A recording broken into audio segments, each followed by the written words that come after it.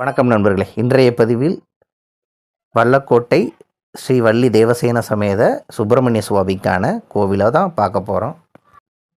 7 அடி உயரம் கொண்ட முருகன் சிலை இந்தியாவிலே இங்கே மட்டும்தான் இருக்குது. இந்த கோவிலுடைய சிறப்பு, பகீரதன் அப்படின்னு ஒரு மன்னன் ஆண்டு வந்தார். அவர் தன் ஆணவத்தால் நாட்டை இழந்தார். துர்வாச முனிவரின் ஆலோசனையின்படி இங்கே உள்ள முருகப்பெருமான 7 வார கால வெள்ளிக்கிழமை வணங்கி வந்ததாலையும் பூஜித்து வந்ததாலும் நாடு திரும்ப கிடைக்கப்பெற்றது. ஆதலால் இழந்த செல்வங்களை மீட்டு தந்த முருகப்பெருமான்னு பேர். நாமளும் அதுபடி வெள்ளிக்கிழமை தோறும் வணங்கி வந்தால் இழந்த செல்வத்தை அடையப்பெறுவோம். அருணகிரிநாதரால் பாடல் பெற்ற ஸ்தலம் 7ஆம் படை வீடு அப்படின்னு இதுக்கான குறிப்புகள் சொல்லப்படுது.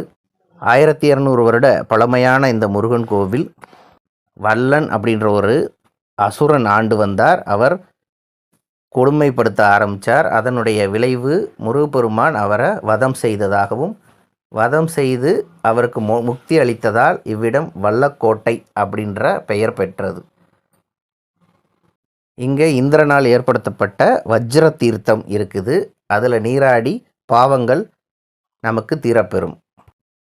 திருப்போரூர் ஒரு முறை அருணகிரிநாதர் வந்து தங்கியிருந்த நேர காலத்தில் இங்கே முருகப்பெருமான் கனவுல வந்து கோடை நகர் மறந்தனே அப்படின்னு சொல்கிறாரு. அதனுடைய நினைவாக அடுத்த நாள் கோடை நகர்னு சொல்லப்படுறது வல்லக்கோட்டை.